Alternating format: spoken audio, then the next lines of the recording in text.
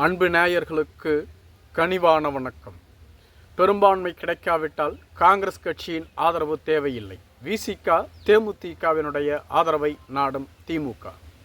தமிழக 17வது சட்டப்பேரவைத் தேர்தல் கடந்த மாதம் ஏப்ரல் மாதம் 23ஆம் தேதி நடைபெற்றது.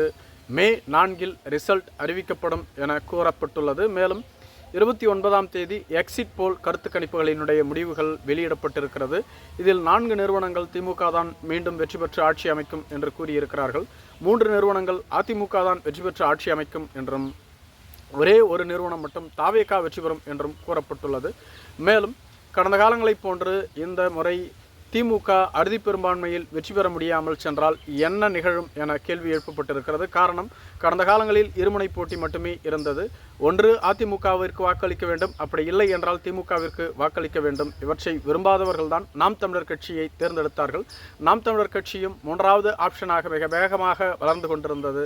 ஆனால் தற்பொழுது விஜய் அவர்களின் அரசியல் வரவு என்பது நாம் தமிழர் கட்சிக்கு மிகப்பெரிய பின்னடைவாக பார்க்கப்பட்டு வருகிறது.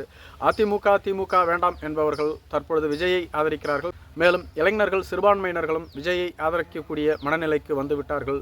எனவே தொங்கு சட்டப்பேரவை உருவானால் திமுக என்ன செய்யலாம் என இப்பொழுதே பிளான் பியை தயார் செய்து வைத்திருப்பதாக சொல்லப்பட்டு வருகிறது. அதன் அடிப்படையில் கூட்டணி பேச்சுவார்த்தை தொடங்கும் பொழுதே காங்கிரஸ் கட்சி நம்மிடம் ஆட்சி அதிகாரத்தில் பங்கு, துணை முதலமைச்சர் பதவி, 6 அமைச்சர்கள், 42 எம்எல்ஏ சீட், 2 ராஜ்யசபா சீட் என பேரம் பேசினார்கள்.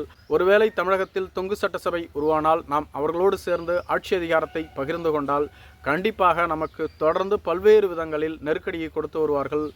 ஆட்சி அதிகாரத்தில் பங்கு கோருவதோடு மட்டும் இல்லாமல் அமைச்சரவையில் பெரும்பாலான துறைகளை கேட்பார்கள்.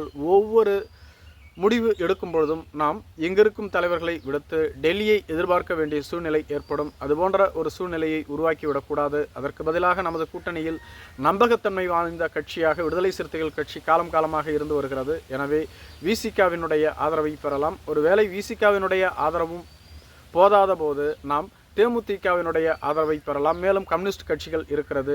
இவர்களது ஆதரவை பெற்று நாம் ஆட்சி அமைக்கலாமே தவிர ஒருபோதும் காங்கிரஸ் கட்சியினுடைய ஆதரவை நாம் நாடக்கூடாது என்ற மனநிலைக்கு திமுக தலைமை வந்திருப்பதாக கூறப்படுகிறது. அதற்கு காரணம் காங்கிரஸ் தான் என்றும் சொல்லப்பட்டு வருகிறது. தேர்தலுக்கு முந்தைய கூட்டணி பேச்சுவார்த்தையின் பொழுது காங்கிரஸ் கட்சி மிகப்பெரிய சுணக்கத்தை காட்டியிருந்தது. மேலும் திமுக தாங்கள் கேட்ட தொகுதிகளை வழங்கவில்லை என்பதனால் காங்கிரஸ் கட்சி தேர்தல் பிரச்சாரத்தில் சரியாக ஈடுபடவில்லை என்று சொல்லப்பட்டு வருகிறது. கடந்த காலங்களில் ராகுல் காந்தி தேர்தல் பிரச்சாரத்தை சிறப்பாக தமிழகத்தில் நடத்தினார். ஆனால் இந்த முறை சொல்லிக்கொள்ளும் அளவிற்கு நடத்தவில்லை. மேலும் பாண்டிச்சேரிக்கு தமிழகம் என இருமுறை வந்தபோதும் திமுக தலைவர்கள் அவரை சந்திக்க முயற்சி செய்தபோது அது நடைபெறவில்லை.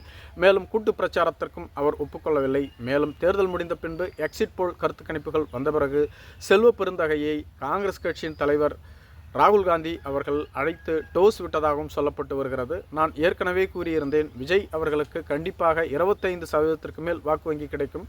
நமக்கு ஒரு 12% வாக்கு வங்கி இருந்தது. நாம் இருவரும் கூட்டணி அமைத்திருந்தால் 37% வாக்கு வங்கி கிடைத்திருக்கும். அதன் மூலம் நாம் அதிக தொகுதிகளை விஜயிடம் பெற்றிருக்கலாம். ஆட்சி அதிகாரத்தில் பங்கு கோரியிருக்கலாம். ஒருவேளை எதிர்க்கட்சி வரிசைக்கு கூட சென்றிருக்கலாம்.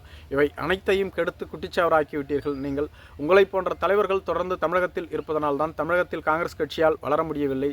தொடர்ந்து திமுகவின் தயவையே நீங்கள் நாடி இருக்கிறீர்கள். உங்களுக்கென்று சுயமாக சிந்திக்கக்கூடிய சக்தி உங்களுக்கு இல்லை. மேலும் சுயமாக தேர்தலில் பணியாற்ற வேண்டிய எண்ணமும் உங்களுக்கு இல்லை.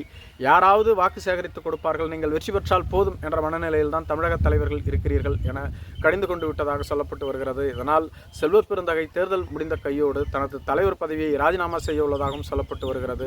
இதேபோன்று விசிகவும் இதை கருத்தில் கொண்டுதான் திமுக தலைமை காங்கிரஸ் கட்சியை ஒதுக்க திட்டமிட்டிருப்பதாக சொல்லப்பட்டு வருகிறது. இதேபோன்று விசிக தலைவர் திருமாவளவன் அவர்களும் திமுகவின் மீது கடுமையான அதிருப்தியில் இருப்பதாக சொல்லப்பட்டு வருகிறது. காரணம், திருமாவளவன் இந்த முறை காட்டுமன்னார் கோவில் தொகுதியில் போட்டியிட முயற்சிகளை மேற்கொண்டார். ஆனால் மு.க. ஸ்டாலின் அதற்கு ஒப்புதல் அளிக்கவில்லை. மேலும் எங்களுக்கு சீட் வழங்கிவிட்டீர்கள், அதன் பின்பு எங்களுக்கு ஒப்புதல் வழங்க நீங்கள் யார்?